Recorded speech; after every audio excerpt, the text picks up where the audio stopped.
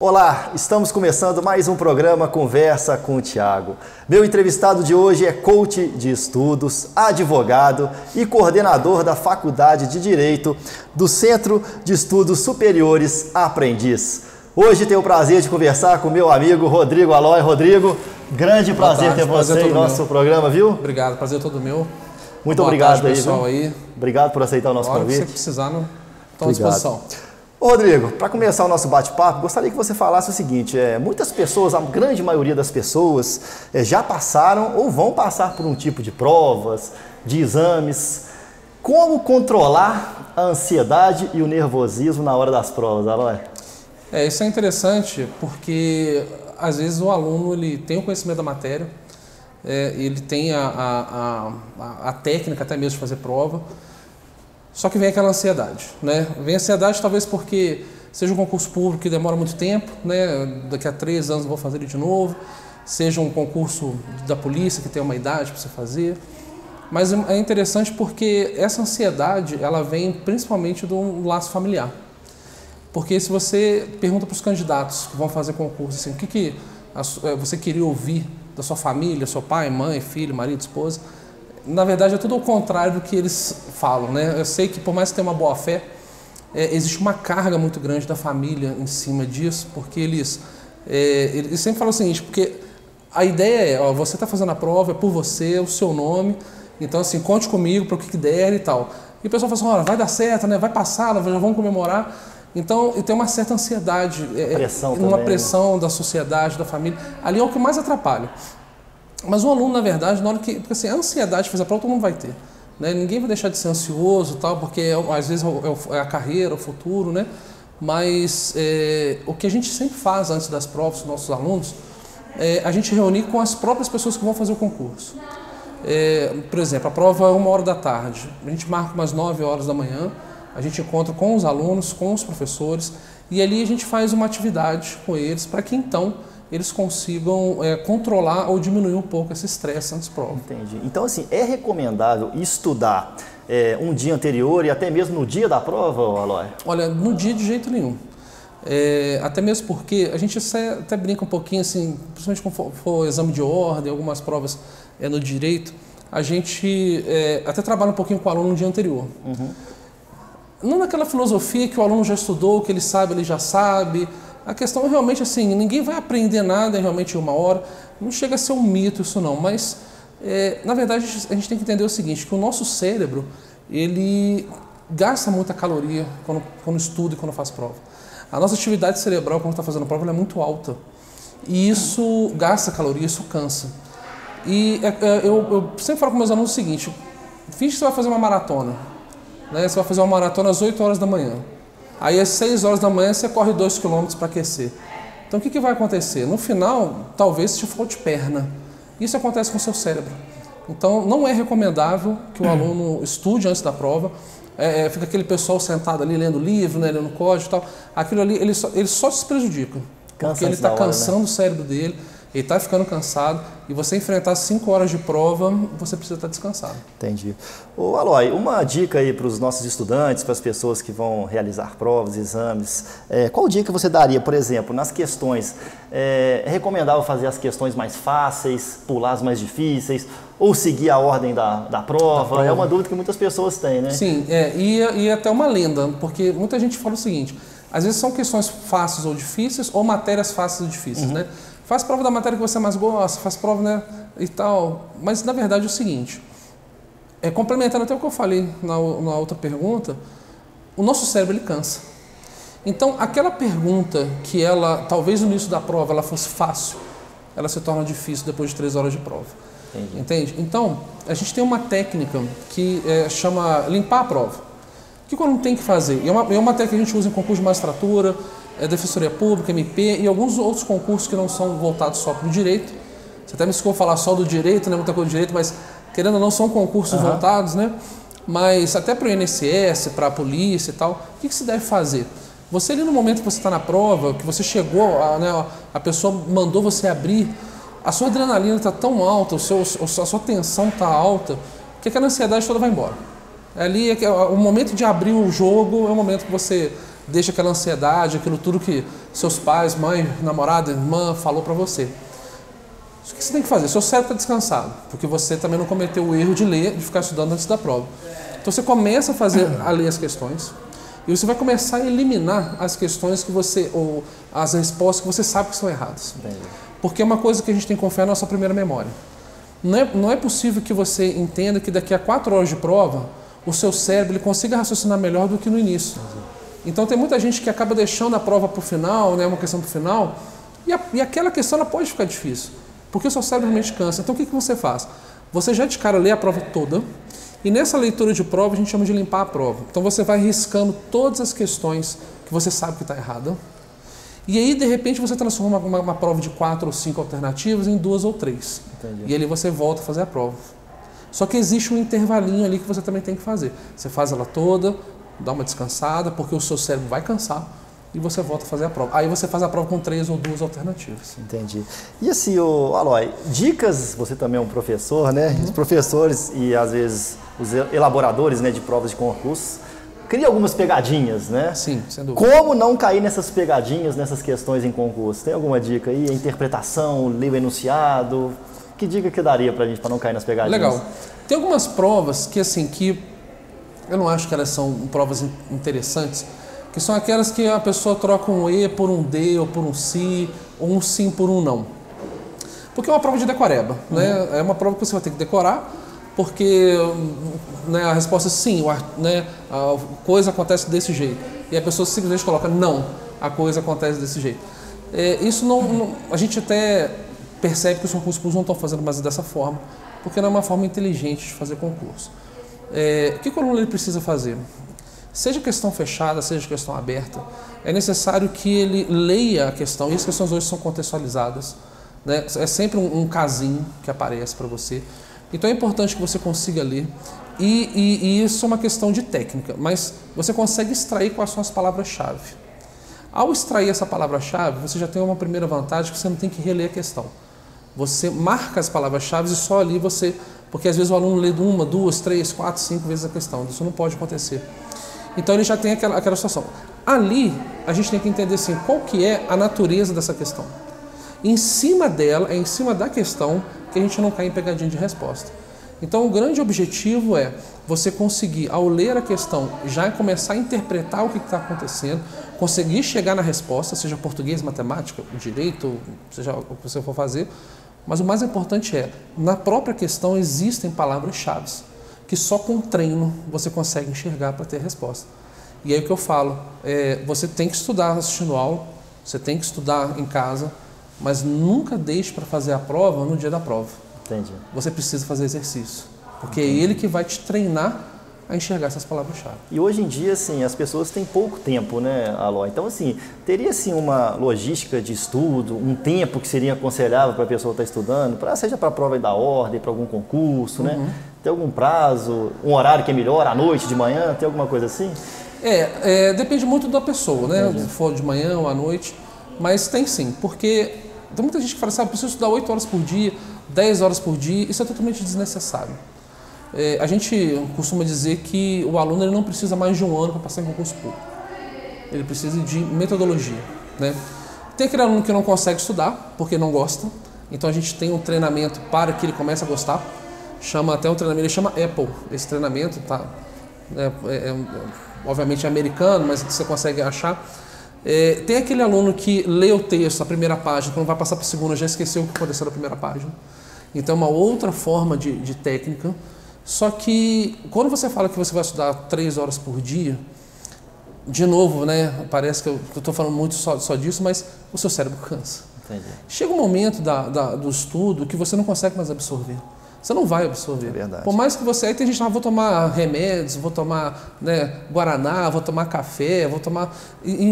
traz outras situações para o corpo, né, ter mais atenção, mas ele não vai absorver. O negócio é a qualidade, né? Não é o tempo, é a qualidade daquele momento. É a qualidade, né, do momento. E cada um tem a sua individualidade, né? Tem, mas é interessante assim, a gente, quando faz esse trabalho, a gente sempre divide de 50 minutos, a pessoa para 5, mais 50 minutos.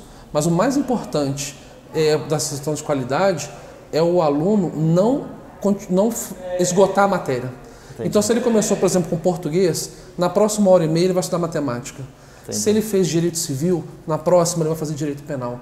Entendi. Por quê? Porque o cérebro dele vai sentir essa diferença, ele vai ter mais atenção e vai conseguir gravar melhor. Bacana. E assim, o coach, né, que é uma palavra que está muito na moda, o coach de estudo seria mais isso, esse assessoramento, esse acompanhamento dos alunos, seria isso, das pessoas? Esse cronograma, qual que é a função realmente do coach de estudos? Né? É legal porque assim, a gente vê coach em tudo quanto é lugar, né? Agora virou moda coach.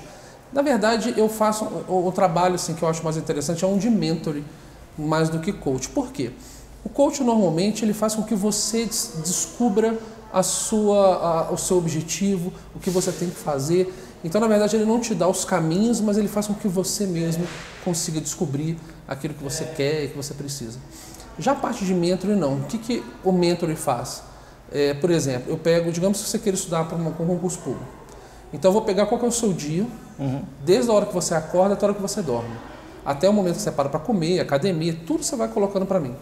Né? E dentro dessa atividade, a gente faz um exercício com você, faz um teste das matérias do concurso que você vai fazer. E aí a gente já consegue achar nesse teste qual que é a linha de desvio de conhecimento que você tem porque você errou aquela questão. Entendi. E aí a gente faz um cronograma diário de estudo para você. Então, você pode talvez estudar meia hora de manhã, mais 20 minutos do almoço você vai fazer um exercício.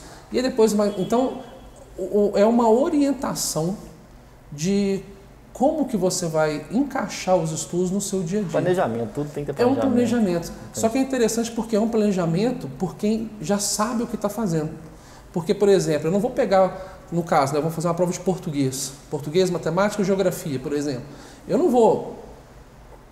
talvez, se eu não tivesse sido orientado, eu estudaria todo o português, depois toda a geografia, entende? E talvez eu estudaria por 2, 3 horas seguidas, e não de forma que eu vou conseguir intervalar. Por quê? Porque a gente tem uma memória curta e a memória a longo prazo. Entendi. Se você estuda hoje, meio-dia, às 3 horas da tarde, você não pode fazer exercício da matéria que você acabou de estudar, porque é óbvio que você vai lembrar. Eu quero que o seu conhecimento de meio-dia seja daqui a 3 dias, seja daqui a 4 dias. Então eu preciso criar em você, e isso é um estudo de Harvard e do MIT. E isso é muito interessante, porque eu preciso criar em você ondas cerebrais para que você consiga jogar o seu conhecimento da memória curta na memória a longo prazo. Bacana. E eu vou te cobrar isso daqui a 3, 4 dias. Mas isso quem vai fazer com você é quem sabe fazer, quem está acostumado. Entendi. Então, assim, a questão é a pessoa conseguir fazer com que você crie esse sistema e jogue realmente a situação das ondas cerebrais. Meus alunos das faculdades, né, que eu dou aula, eu trabalho isso muito com eles. Então, com certeza, quando eles estão assistindo aí, eles vão lembrar de um gráfico que eu coloco. Porque a pior coisa, a pior forma de você estudar é você sentar e ficar olhando para o professor falar. Entendi. Porque a sua onda cerebral é praticamente zero. Verdade. Então a gente tem que trabalhar isso e eu tenho que fazer com você que o exercício que você fez na segunda... Você lembra na quinta, na sexta. Você tem que lembrar na quinta e na sexta. Porque verdade. Na segunda você está se enganando. É verdade. Olha, nós vamos para o nosso intervalo. No próximo bloco, eu gostaria que você falasse para a gente sobre alguns mitos, né? Que as pessoas dizem Tem sobre bastante. as provas. Tem bastante. Nós já voltamos com o programa Conversa com o Thiago.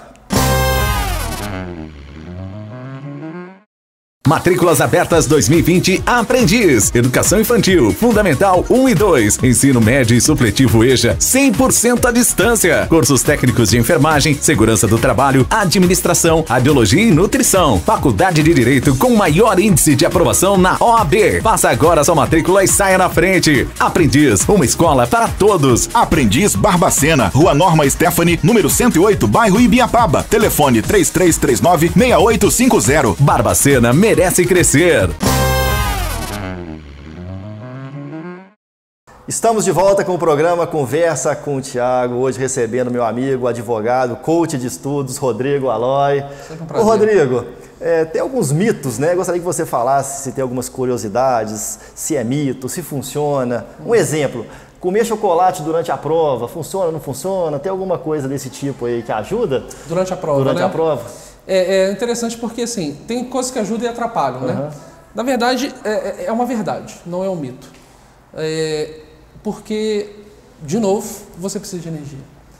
Quando você está fazendo uma prova, vamos pensar assim, que todos nós, né, por mais que o pessoal que está nos assistindo aí nunca tenha feito uma prova longa de 5 horas, por exemplo, e às vezes a gente acha a prova longa de 5 horas, mas, por exemplo, né, só dar o exemplo de uma prova maçante, a prova de magistratura, você faz, quando você está em blocos de prova, você faz sábado de manhã um bloco, sábado à tarde outro bloco, domingo de manhã um bloco, domingo à tarde outro bloco. Então você tem quase que 10 horas ou 20 horas no final de semana fazendo prova. Essa pressão acho que faz até parte, né? Faz parte. Faz parte, para aguentar a pressão. Você treina a pressão, você treina. Porque uma coisa é estar sentado aqui 3 horas assistindo aula. Porque se você está na faculdade, no colégio, seja onde você estiver, e você já passou de 1h20 de aula, você já está cansado, você já está desconfortável na cadeira. Você imagina 5 horas de prova, né? Então, o que a gente tem como técnica, realmente assim, é importante. É importante até mesmo assim, que o que o aluno pode fazer, é que infelizmente acontece, é você abrir um pacote de biscoito, né, com aquela barulheira, aquele negócio, e incomodar os outros, né? Mas é importante que você, por exemplo, naquela primeira situação que eu falei para vocês sobre limpar a prova, depois que você limpa a prova, você tem que parar um pouco. Porque assim, a sua adrenalina, ela não vai deixar você sentir sede nem sentir fome. Quem faz prova de concurso sabe que para ele, em 5 minutos, passou as 5 horas. De repente o cara fala assim, falta meia hora. Você fala, pronto, não é possível, já estou há 4 horas e meia aqui. Então a sua adrenalina realmente vai impedir com que o seu corpo te dê os sinais de sede ou de fome. Mas é impressionante realmente a caloria que o seu cérebro gasta pensando. Então é importante que você pare, beba uma água e coma alguma coisa. Não necessariamente uma barra de chocolate. Né? O ideal seria um quadradinho de chocolate, uma barra. A gente sempre leva uma barra de cereal, pessoal. Cereal, né? Essas coisas para os alunos. Água mas assim, é fundamental. Hidratar, né? Então assim, eu não estou com fome, eu não estou com sede, não interessa. Para, porque, por exemplo, a gente coloca mais metas, né? Limpou a prova? Para, bebe água, come, porque o seu cérebro vai precisar dessa energia. Entende? Terminou a prova de português? Come mais um pouquinho. Então, é importante, não para manter, assim, falar assim, mantenha a concentração. Mantém por quê? Porque você está dando energia para o seu cérebro pensar. E o conjunto, né? O conhecimento com a parte psicológica. Porque assim, você vê alunos que têm um conhecimento, sabe a matéria, mas se a parte psicológica não tiver satisfatória no momento, vai sair prejudicado também. Vai sair prejudicado. Assim, é um conjunto, né? Tem que saber alinhar as duas coisas, né, Alain? E assim, ia crescendo uma terceira que é o cansaço. Porque é aquele negócio. Deixar a questão mais difícil, mais fácil para o final. Ela torna difícil o negócio. Ela se torna difícil. Imagina difícil também no final, é complicado. Você imagina, porque assim, a pessoa só vai acreditar exatamente no que a gente está conversando agora quando ela sentar numa cadeira e ficar 5 horas fazendo a prova. Porque daqui a 3 horas e meia que ela não levantou, ela não comeu, ela não bebeu água, eu quero ver se ela consegue raciocinar como se ela tivesse na hora que ela acabou. E assim, o que acontece muito, né, Alain? Por exemplo, o aluno, o estudante leu a questão, marcou a primeira, não, essa mesma, depois relê, fica na dúvida, né? Não releia. Não releia. A gente tem assim, são duas coisas interessantes. Primeiro, primeira memória, né, bases científicas e tal. Mas eu gosto de trabalhar com estatística. Quantas vezes nós já trocamos questão e erramos? Desagradável. Né? Existem situações que nós acertamos, com certeza. Mas na hora de um concurso, qual que é a sua estatística, né? A cada 10 vezes que você, né, o pessoal que está assistindo a gente, que você trocou de questão, aquela questão que você trocou estava certa e você acabou errando? Nossa, de 0 a 10, quantas vezes já aconteceu? Entende? Então no concurso público a gente não vai brincar com estatística também não. Entendi. Não mude a questão de jeito nenhum. Valor, e pela sua experiência aí, quais são os erros mais frequentes que os estudantes praticam na hora das provas e são determinantes para se não conseguir aquele resultado, entendeu? Às vezes erros simples, né? Simples, é interessante que a gente debateu os piores, né? O pior é trocar questão. Não troca questão. Não troca questão em hipótese alguma. Confie na sua primeira memória. É aquela coisa que eu também já falei. Confie que daqui a 3 horas o seu cérebro não sabe mais do que há 1 hora atrás. O cérebro fica na dúvida às vezes, né? Daqui a 3 horas. Não é possível que assim, comecei a prova agora, meu cérebro está super tranquilo, eu não tenho nada na cabeça. Aí de repente, não, essa questão, a resposta é essa. Ali que é 3 horas e meia, depois de ter raciocinado muito, depois de ter pensado muito, eu vou achar que, sabe, entendeu? Meu cérebro, de repente, achou aquela resposta. Entendi. Primeira coisa é essa. A segunda, que é interessante, que assim, infelizmente acontece muito, não ache que a pessoa do seu lado é mais inteligente que você só porque ela tem cara de CDF. Você entende? Porque a gente deixa de confiar tanto na gente e olha para a pessoa, às vezes a pessoa está fazendo a prova tranquila, aí você fala, pô, velho, esse cara está fazendo prova tranquila, eu vou colar dele, entendeu? Então assim, você tem que confiar no seu estudo, realmente tem que tentar manter a calma, a ansiedade é uma coisa difícil de controlar, né? Mas é importante que se mantenha, é importante que se alimente bem, se alimente antes da prova, por exemplo, a gente leva, quando a gente encontra com os alunos, e vai fazer o trabalho para eles ficarem mais calmos, tal, a gente oferece um almoço para eles, e um almoço super light. Eu mesmo como feijoada, tal, porque eu já fiz a prova, entendeu? Eu não estou precisando disso. Mas a gente fala para os alunos, não coma coisa pesada, sabe? Não use roupas que vão te apertar, que às vezes parece tem que ficar confortável, né? Tem que ficar confortável. E assim, são as dicas talvez mais bobas, faz a diferença. Que são as mais importantes. Faz a diferença. Porque eu não vou falar assim, estude. Estude você tem que estudar. É verdade. Olha, esse mês de outubro acontece mais um exame da prova da OAB, né? Então, assim, e é uma prova, assim, muito esperada, né? Ansiosamente pelos estudantes de Direito, né? É verdade. Quais dicas que você daria aí para os estudantes de Direito que vão fazer a prova agora esse mês aí da Ordem, Aloy? Olha, a prova da Ordem, a primeira coisa que o aluno tem que entender é que existem 3 provas por ano. Você não precisa achar que é a última prova da sua vida e se você não passar, isso é lenda.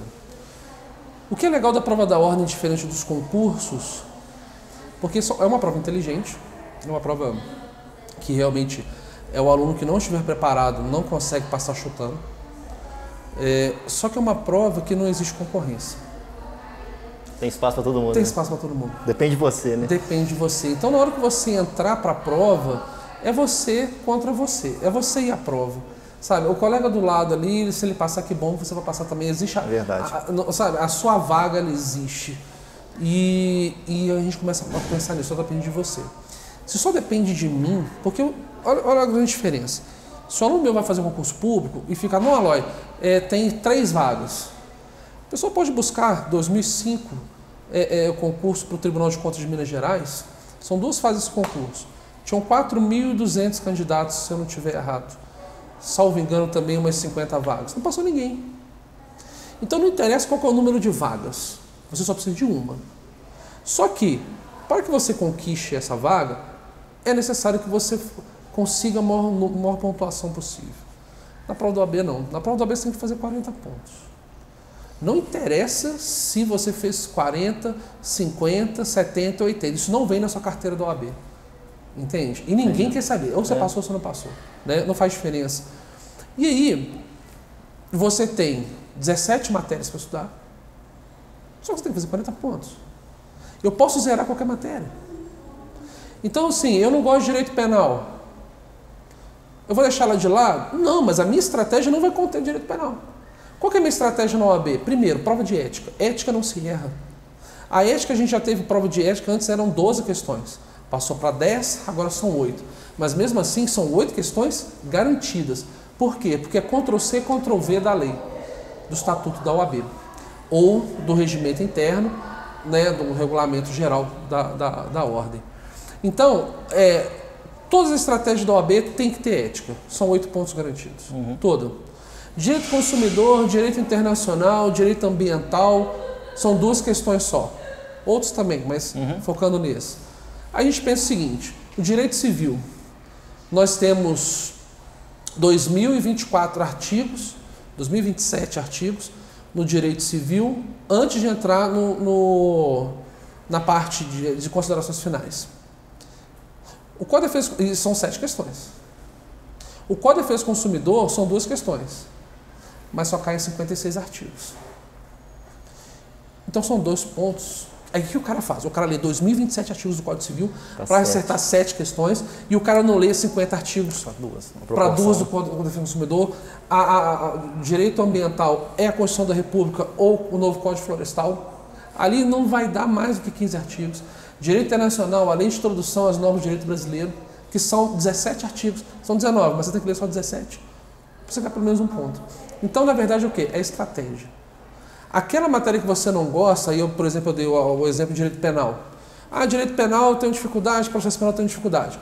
Se tu pegar o artigo 5º da Constituição, todos os princípios, todos, não tem exceção, Todos os princípios de direito penal e de processo penal estão no artigo 5º da Constituição. Então, se você consegue, pelo menos, entender a aplicação daqueles princípios nas questões, você começa a pontuar naquela matéria que não é a sua estratégia. Porque se você falhar naquela que é, você faz uma compensação. Entendi. Então, eu não preciso das 17 matérias, eu não preciso concorrer com ninguém, eu tenho que tirar 40 pontos. Agora, ética tem que estar em todas. Aluno tem que acertar ética. É isso aí.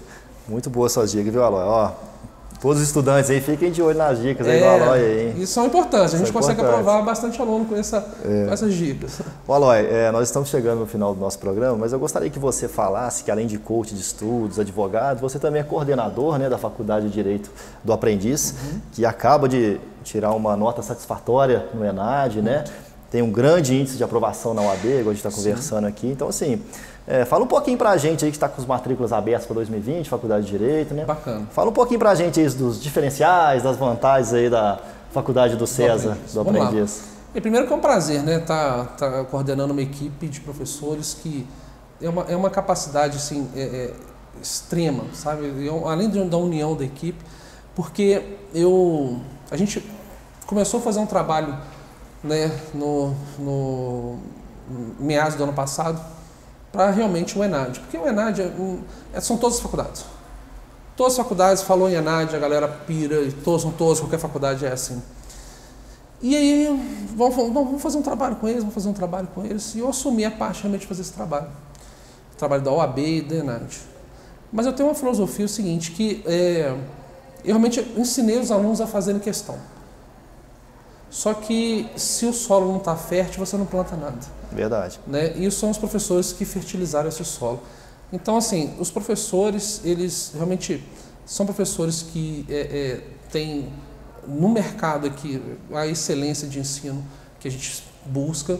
Eu já trabalhei em Belo Horizonte, no Rio de Janeiro, já trabalhei em São Paulo, em outros, né, com concurso público. O nosso nível de profissionalismo, ele é realmente muito interessante.